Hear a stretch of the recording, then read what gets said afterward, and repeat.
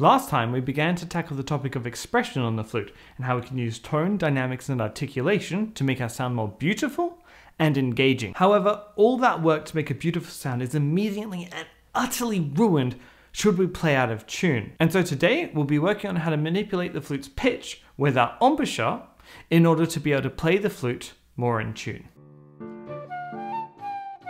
Nothing is worse than an out of tune instrument standing out in an ensemble. It can ruin an entire performance more than any wrong note or missed line. Just think back to those recorder ensembles in primary school, or a beginner violin player shrieking their instrument. These are great examples of how poor tuning can make something significantly worse. When we play a note, there is a specific frequency that that note should be, determined by a reference frequency. For example, in much of modern day music, 440 Hz is used as the reference frequency for A4, and all other notes and their pitches are mathematically calculated from it. Now, there are many different methods for calculating these pitches, but the standard in Western music is the 12-tone equal temperament system, which is what the piano uses. This 12-tone system results in the 12 evenly spaced out notes that we're so familiar with, and each note has a relationship with each and every other note, and our ears pick up that relationship. These mathematical relationships can be very simple, like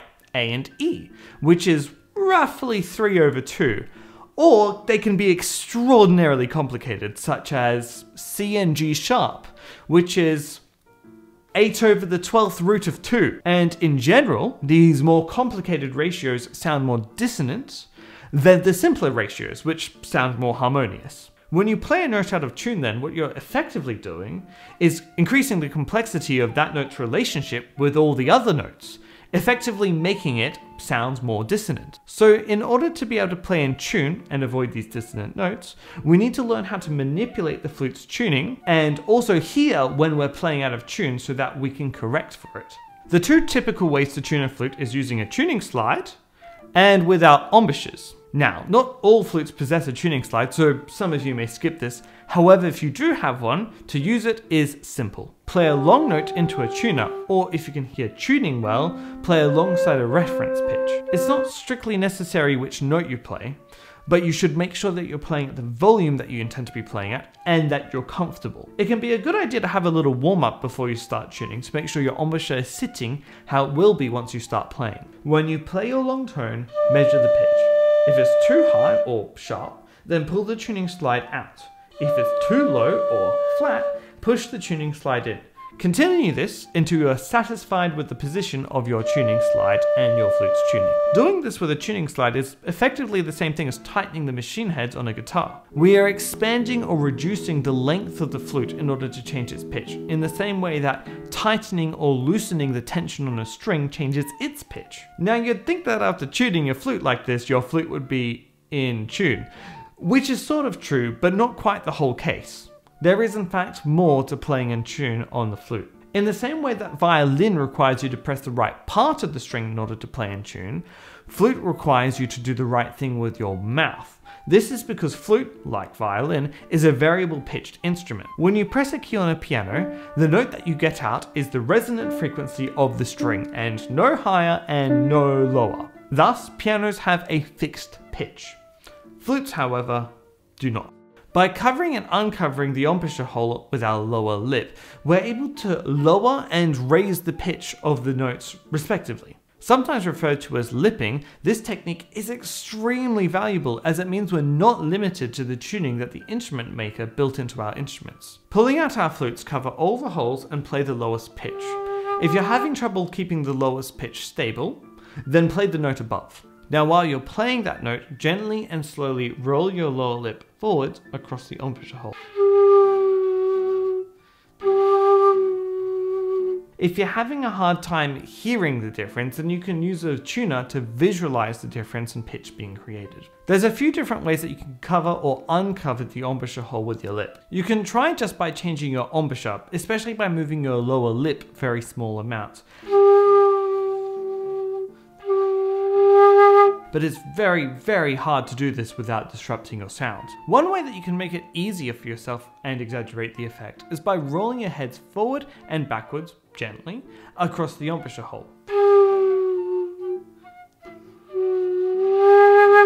Once you start getting the hang of this, a fun thing you can do is to try and see how far you can go on either side.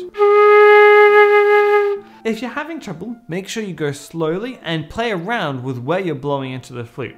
Treat it a little bit like learning how to play your first note again, only instead of learning how to play the flute again, we're just trying to play with a slightly different embouchure. Another thing to be wary of is smashing the flute hard into your chin, such that it affects your sound. While we do want to be holding the flute secure, we don't want to be pressing it hard into the face. Finally, I personally like to avoid moving the flute when doing this. While you can move the flute itself in order to achieve this effect, doing so can be a little imprecise and can make the flute less secure in your hands, meaning that it's easier to drop the flute, which would be bad. There are many reasons why you'd want to change tuning with your embouchure like this. For example, if you haven't got a tuning slide, embouchure tuning will allow you to play in tune anyway. Secondly, the pitch bends achievable with embouchure tuning are an extremely useful expressive technique and can sound very cool. Thirdly, it means that we're not just limited to equal temperament tuning. While I mention equal temperament as being the standard in Western tuning, it's not actually necessarily the one that our brains agree with the most.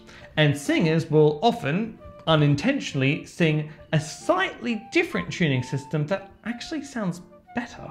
Now, this video isn't long enough nor advanced enough to get into the depth and complexity of tuning and why all this is the case. But the fact is that flute players are able to adjust the tuning of their instruments entirely subconsciously in order to sound better or to play more in tune with other instruments. And to start learning how to do all of this, you simply need to work on making this technique muscle memory. Once you're able to change pitch using your embouchure, it's a good idea to start training your ear to be able to hear tuning. Remember how I said that your ear is able to detect more complex mathematical relationships between notes? Well, you may not have believed me depending on how good your personal pitch is, but trust me, you really can hear when something is out of tune. The most clear and obvious way to learn what an out of tune note sounds like is to use a tone generator, which can be found easily online. Sine tones are especially obvious when out of tune, so let's listen to this.